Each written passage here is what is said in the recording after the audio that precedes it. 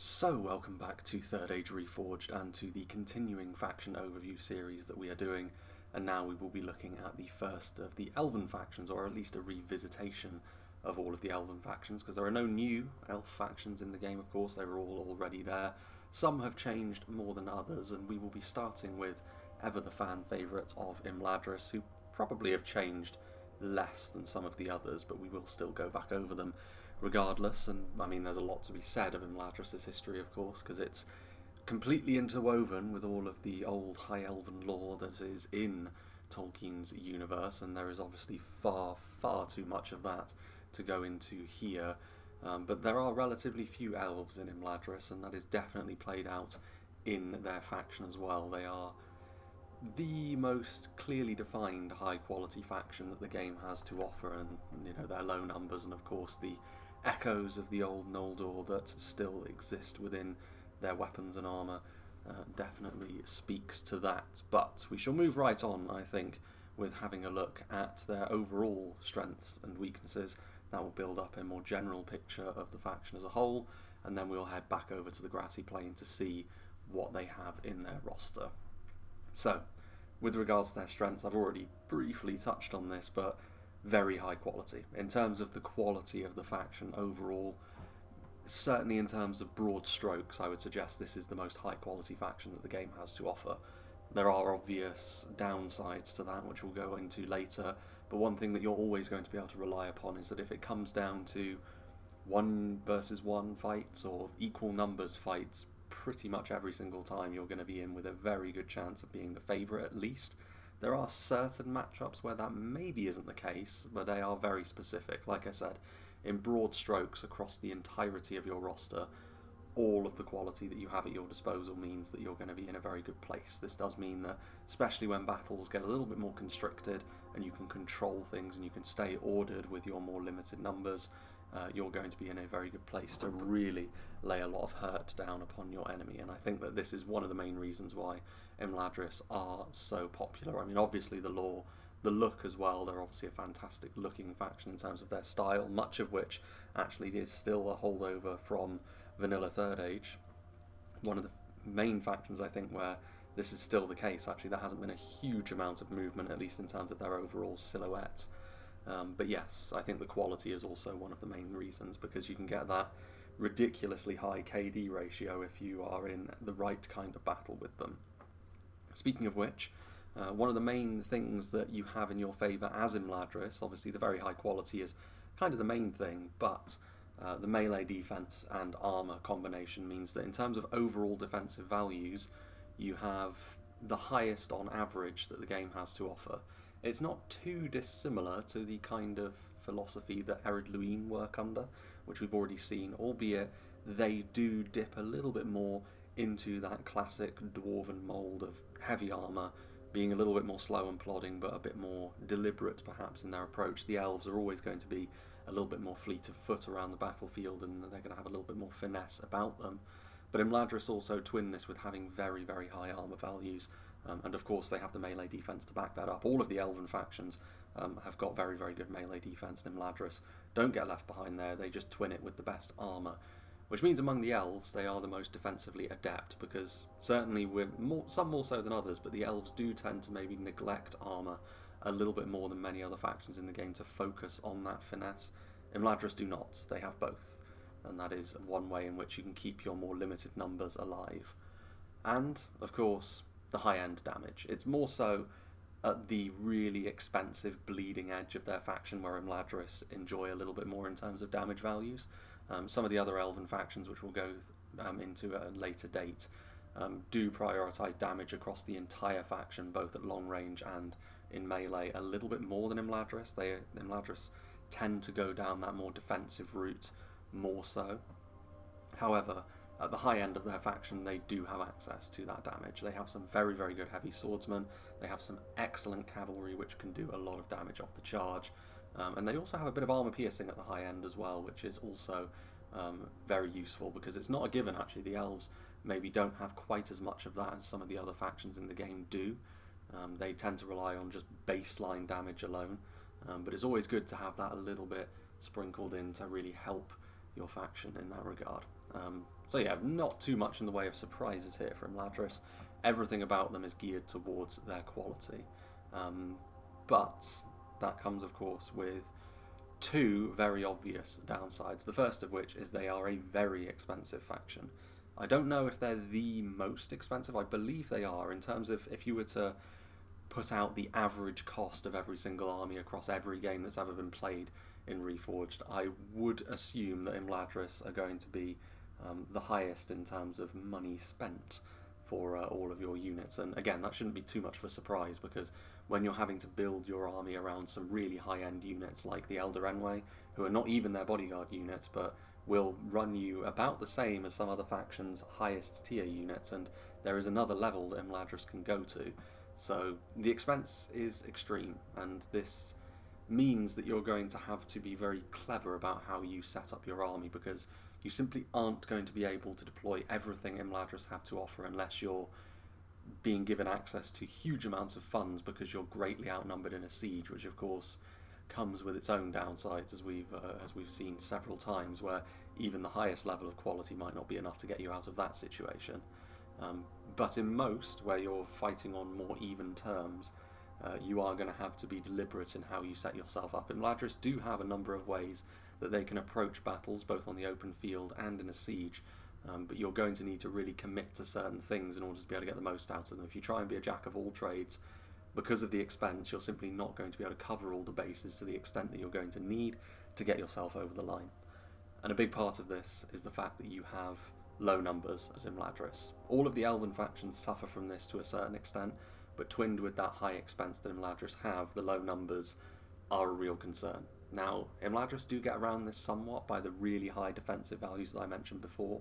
As long as you can control the controllables, as they say, you can rely on your units to be able to keep themselves alive in sticky situations, more so than the other Elven factions will. But you can't get away from the fact that your armies are going to be significantly smaller most of the time than many of the other factions in the game.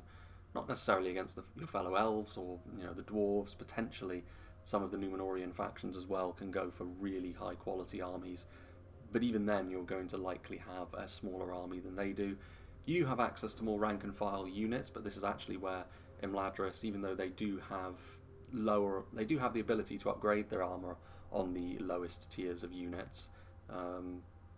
This is something which the other Elven factions don't have, but they're still relatively lightweight, so you're going to have to be a little bit careful, because even your more numerous units can be a little bit of a problem when you sort of use them in the way that you would with other factions. You don't really have fodder units. You can't afford to throw units away unthinkingly, because you simply won't be able to sustain it. If you gain the momentum as Imladris, your quality can carry you over the line, but if you lose it, it can be quite difficult to gain it back, because you simply don't have the second wind that other factions can have because of those inferior numbers. But again, Imladris is a small realm, and there aren't many elves left there, so it's not too surprising that this is one of the main issues that they have. The other one is more specific, and it really is only relevant when you compare them to their fellow elves. I mentioned the sort of dwarven-specific things with Herod Luin, and I'm going to do the same thing with Imladris here. Their archers aren't as, I'd say, not as good as other elves. I think maybe not as damaging is probably the way to put it, because Imladris do actually have some really good high-end archers which can really help skirmish the enemy. They've got some Silverthorn arrows as well. All of them are also very good in melee, which is true of all the elves as well. But they do focus on their archery less than the other Elven factions do, or at least ranged battle less than the other Elven factions do. Their fellow High Elves in Linden also, you could argue, because of the lightweight nature of many of their units, they don't really have the ability to skirmish in the way that Imladris potentially do. But it's a really expensive endeavour to set up your archers as Imladris. If you go that route, you're going to be cutting in on some of the really high tier infantry or cavalry, or both, that you can field. So it comes with a lot of caveats, this weakness that I've listed. But compared to their most direct peers in their fellow elves, especially the Sylvan elves, I do believe that their archers are not quite as big a part of the faction as they are for them. So, let's head over to the grassy plain, shall we, and have a little look at the fan favourites up close. So here we stand once again, and Imladris, on the face of things, I only just managed to squeeze all of their units in when we consider the variations with that armour upgrades bring, and even then I've cheated a little bit, because one of the units which has access to an armour upgrade doesn't actually result in a visual difference. Otherwise I would have had to do an entirely separate section just for the artillery piece, but we'll get to that when we do, because Imladris do have a bit of a rarity on their hands when it comes to their own upgrades. And armour upgrades in general are actually something which the Elven factions do dip into a little bit more than you would expect, certainly Imladris and certainly Mirkwood. But as I said, we'll get onto that as we move through. And something else which Imladris certainly have in common with their fellow elves is in their entry-level units, albeit with one pretty notable difference. And we'll start off with the Swords of Rivendell, the most basic unit of Elven infantry, relatively cheap as well, considering the costs of many of the higher tier Elven units, but it does come with a few caveats. You'll notice that the stats on these guys are very, very good, comparable to mid and, well, they are technically mid-tier by most other unit standards, but comparable to some higher tier units from many other factions, certainly from those that don't really put a high emphasis on quality, so it does certainly go to show the differences in focus between a very high quality focus faction like Imladris and perhaps the opposite end of the spectrum with the likes of Dunland that we've already seen when you go back and compare the stats that we see here with an attack of 11, and certainly in the total defence you can see the defence skill. This is where elves across the board are going to have a real edge over their opposition if it comes down to a pure scrap in melee. This is what you will be relying upon to see you through, because the caveat I was mentioning is the fact that their soldier count is so low. Entry-level Elven units across the board do tend to be a little bit more lightweight. Imladris slightly less so, because unlike their peers with their entry-level units, they can upgrade the armour, which does make a big difference, even though it's only a pip of 1 point, which doesn't seem like a huge amount when you're considering that it's going up from 24 to 25. Proportionally, it's far lower than something like the Dunlending Clansmen, for instance, that we've already seen.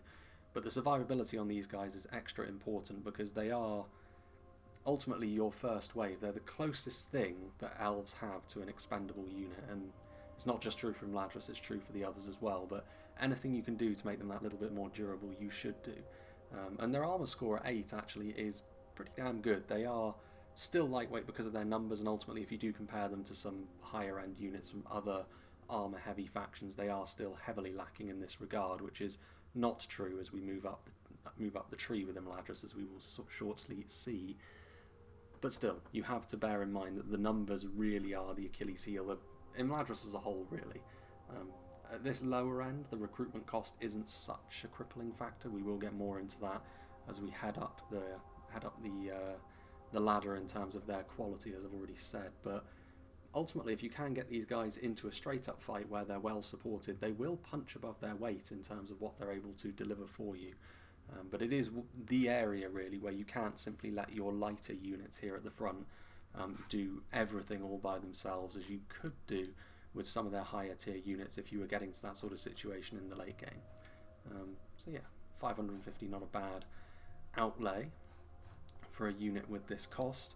And then we have the Spears of Rivendell as well, a little bit more expensive, a little bit more vulnerable as well, because they completely lack a shield, and again, the armour score on them is, again, not dreadful, but certainly not on the sort of level where, you know, being shieldless, you could leave them at the mercy of opposition archers and not expect them to get absolutely rinsed very, very quickly.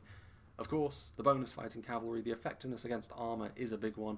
They do wield their spears with a more aggressive stance after all, so they bear more in common with something like the Fountain Guard. Obviously not as effective as the Fountain Guard, even though they are elves of Imladris. They are not the foremost warriors, which we'll get onto in a moment. But you can use them in much the same way. They will be good on the flank, they will be decent, even on the front line really, because of their aggressive edge as well. An attack of 10 for a spear unit is pretty damn good, and the defensive skill and the overall stats mean that the elves do tend to get round any malices that long weapon units tend to suffer from through their sheer quality. Again, the downside on that is the fact that because they have fewer men in the unit, they can't really form up the same dense formations that other factions might be able to, and you have to really pick and choose the points on the battlefield, especially when you're on the open field, such as the grassy plain here, where you actually choose to stand.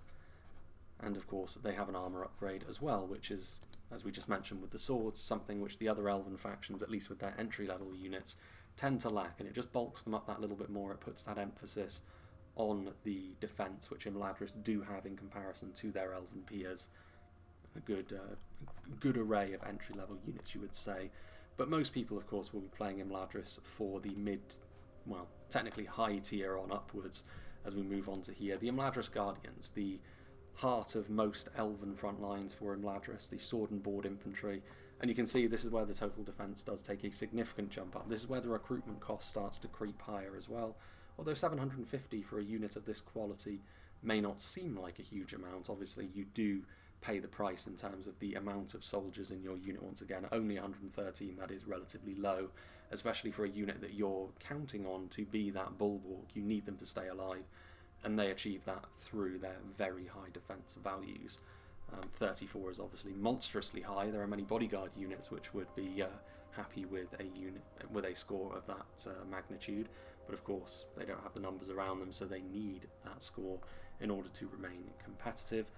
And they have the armour upgrade available to them as well, which brings them more into line with the style of the elves that we saw from the movies, that we would expect, obviously, with the silvery armour on these gentlemen.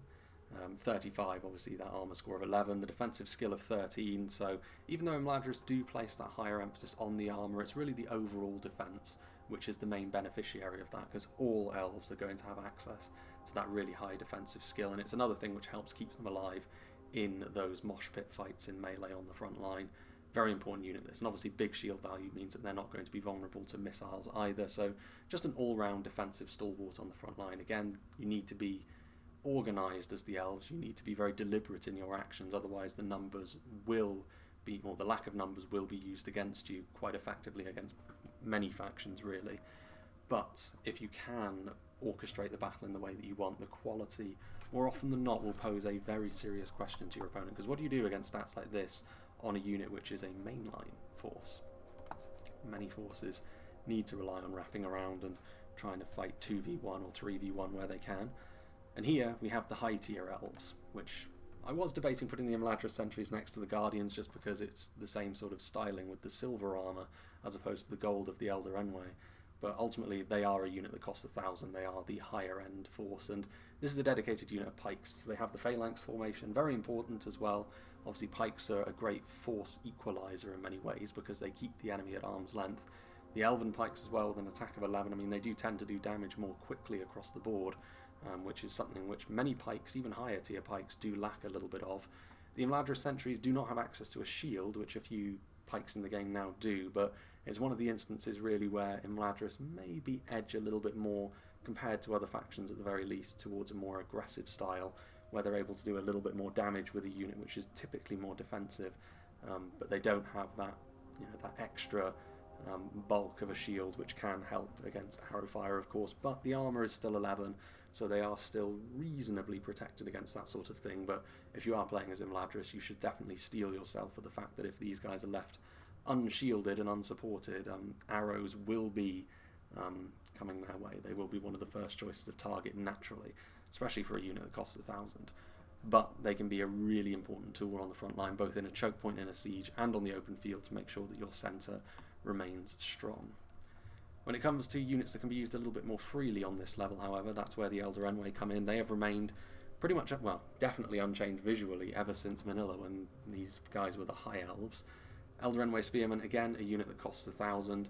The stats actually are remarkably similar in terms of everything other than the shield and the defensive skill to the pikes that we saw previously. But of course, spears, very well known for being defensive. In terms of both their bodyguard tiers and this very high tier outside of the pikes, they have a defensively minded all-purpose infantry unit and an aggressively minded all-purpose infantry unit, and obviously the Elder Enway spears are the defensive one. Inspiring nearby troops is nice, although if you are playing solo as Imladris, if your morale starts to fall apart, it's honestly a sign that you've probably already lost the battle, to be honest, because it's a sign that your numbers have kind of abandoned you, such as they are. But it's still nice to have. It means that you will at least keep fighting just that little bit longer, and the margins can be that slight sometimes.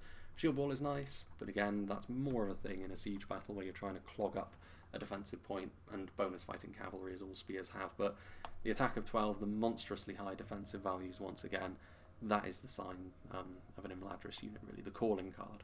Very low numbers, but the stats, particularly defensively, to keep them alive, is the trade-off that you make, and also the style, I suppose. Now the aggressive force, the Elder Swordmasters, an attack of 23 and a charge bonus of 15 is a sign that these guys certainly mean business.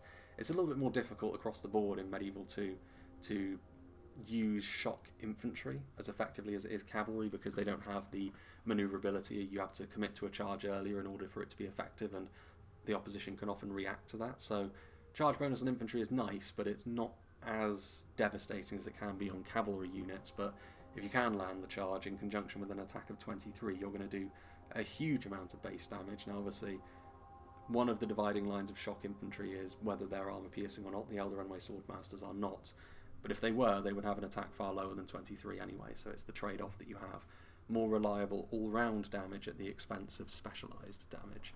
But even the total defence, I mean, even without that shield, you can see that a two-handed sword unit, one of the very best two-handed sword units that the game has to offer, a defensive skill of 20, is very, very high. Now you may notice as well that the recruitment cost is slightly lower, but they are slightly more vulnerable as well. They don't have the shields, they don't have the long weapons to hunker behind, essentially, so every bit of that 20 defensive skill and 12 armour is going to be put to the test by whatever you send them up against. But whatever you send them up against is not going to be too thrilled to see a unit of golden elves charging towards them with their curved blades raised.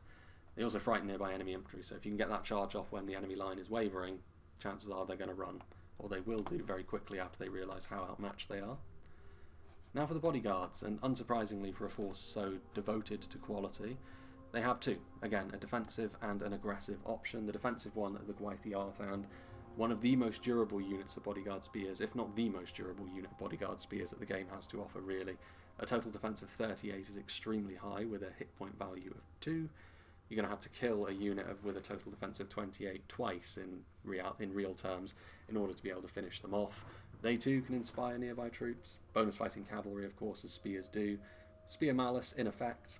An attack of 11 is honestly not super high when you consider the Elder spears in front actually have a higher attack than they do, and they're both subject to the spear malice, but the Gwythi Arthand are pretty thoroughly a defensive unit, to be honest. The dwarves would be pretty pleased with a unit like this, albeit the defensive skill is also coming into effect with the Gwythi Arthand. 13, 14 armour. It's one of the rare cases actually where even for an Imladris unit the armour does actually creep above the defensive skill, but if it was going to happen it would be with a spear unit. Nice shields as well. Recruitment cost of 1200 is honestly not that high. It's only a little bit higher than the units in front of them, though you do bang into the red limit immediately. You can only have one unit before you have to pay a whacking great premium on them. They're not really that complicated as a unit, as much as they are pretty much the exemplar of this class of unit of bodyguard spears in general. They are just as simple as all the other units in this class. They are just the very best at it, really.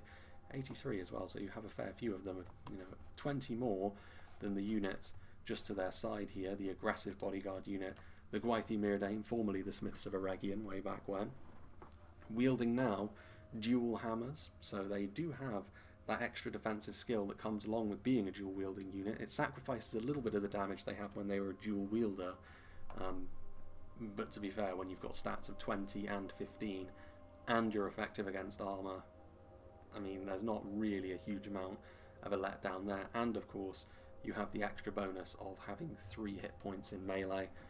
Even still, the Gwythi Arthand are going to be better when it comes to just digging in and outlasting an opposition. The Gwythi Myrdain are more when you want to knock the opposition over, as it were. Total defense of 37 is going to at least let them stay alive while they do that more effectively, along with the 3 hit points. They're also very expensive, of course, when you consider this level of stats that you're getting, the extra bonuses that you're getting, frightening nearby enemies, effectiveness against armour.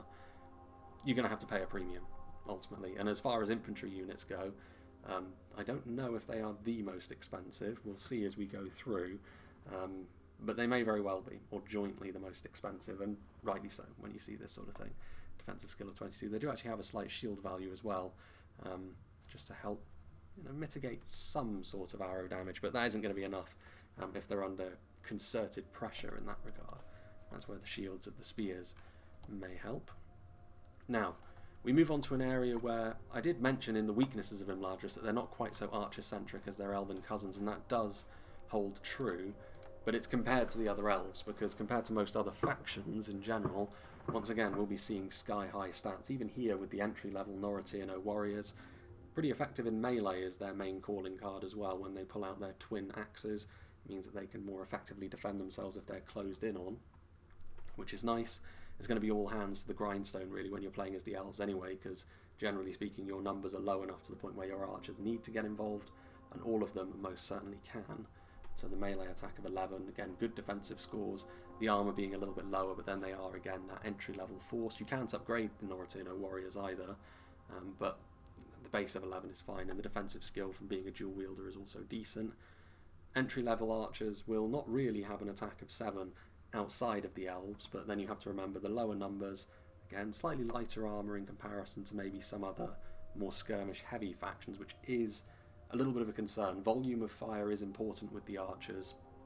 If you get involved in a bit of a ground war there, as much as 1-to-1 the elves can fairly easily defeat their opposition. Very often when it comes to a bit of trench warfare as it were, you're not going to be given that luxury as the elves, rarely anyway, and of course they can deploy stakes. Moving back, that discrepancy still exists really, right the way up the ladder. They don't have a sort of high tier option, but they do have a very high tier option in the Eldarenway Archers. Again, a little bit of a change from the other elves. I mean, you may notice the gap that exists here, where there would be on a sort of high/mid to high tier sort of area. The other elves do have options in here generally. The elves of Imladris do not, which you may think, well, that's great. It means that it's just simply a higher quality unit, and you'd be right, but you pay more for that.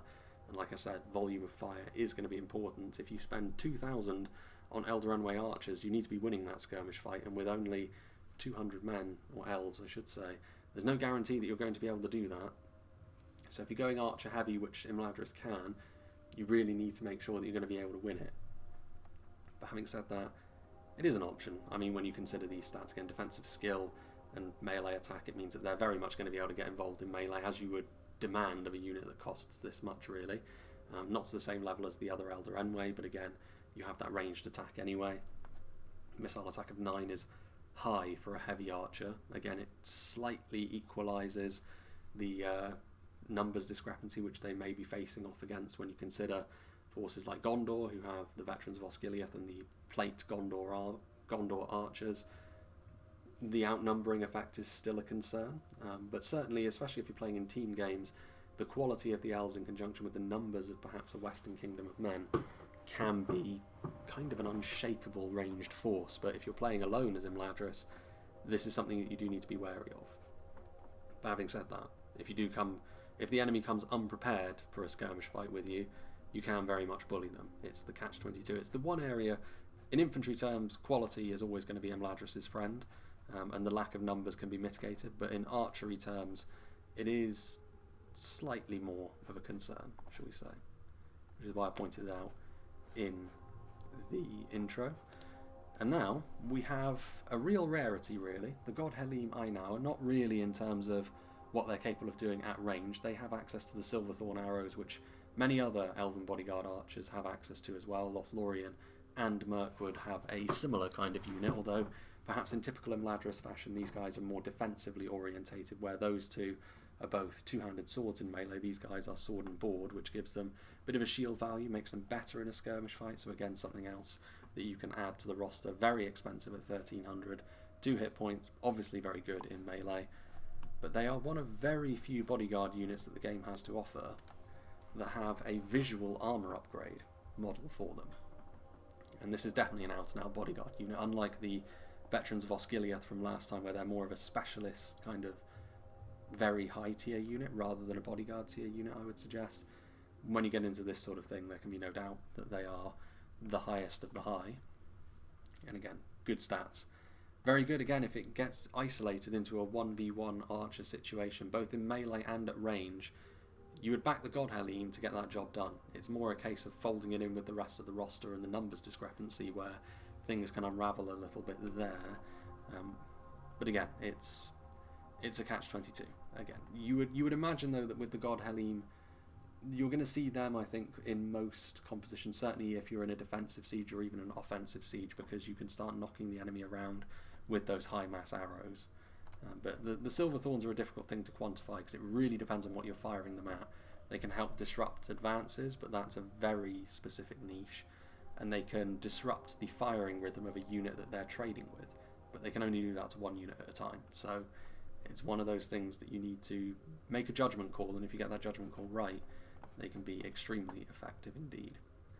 Now then, the cavalry, which again is going to be an expensive affair for anyone that's going to be dipping their toes in here.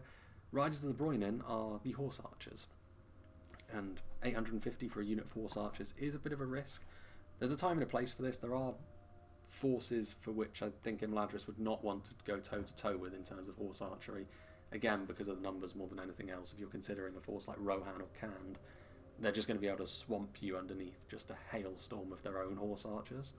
But if you're going up against a force that doesn't have their own answer to this sort of thing, because of the high missile attack damage, which usually horse archers don't really have, they can be very, very effective. You do need to be wary of foot archers, though. 53 is a low unit score once again, and they suffer a little bit in that regard in the same way that Imladris' foot archers do, but they do make up for that with their stats once again, and that's the story of Imladris as a whole, really, is they make up for their low numbers with their higher stats. You can see here the upgrade model for the Riders of the Broinen is the standard model for the God Helene on foot.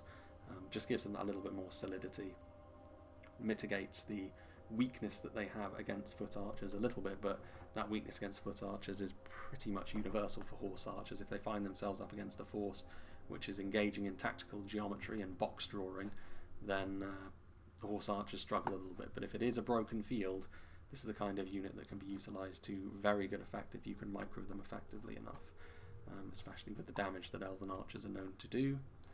Now then, lance cavalry. Expensive, as you would expect, 1100 for their, what I would tentatively call their entry-level offering. Elder Enway, very high stats, of course, and it's rare as well outside of bodyguard units and knights that you will see a charge bonus of 20, but if one unit was going to be able to achieve that, it would be the Elder Enway. Again, total defense scores, big defensive skill, which will help them in melee against other cavalry. It'll help keep them alive anyway. But they are pure lancers. They don't have a bonus fighting other cavalry in melee. You do want to keep them moving if you can. 63 is not bad in terms of numbers, honestly. It's one of the instances where Imladris, more or less, you know, the numbers discrepancy doesn't really harm them as much, at least early on. As they start to fall away, that gap will start to grow if you're not careful. Again, the inspiration on nearby troops for a unit which you need to keep moving, it's nice to have, but it's certainly not a significant boost, I would suggest. Effectiveness against armour is nice, though.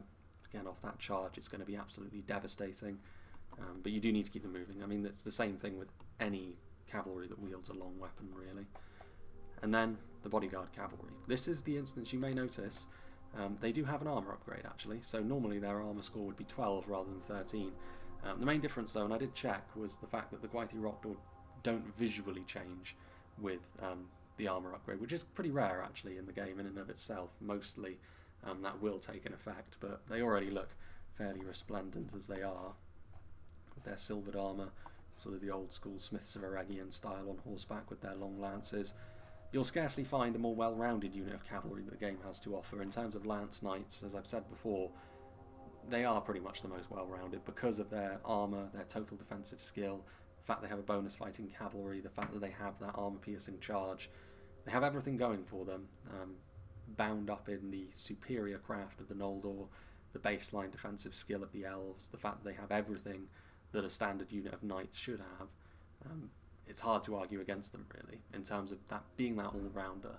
There are units of knights which can outperform them in some respects, and we will go through those. Like it was always the case previously that the Knights of Anubis had, you know, they were bulkier and they had a better shield value, so they had, you know, some small advantages there.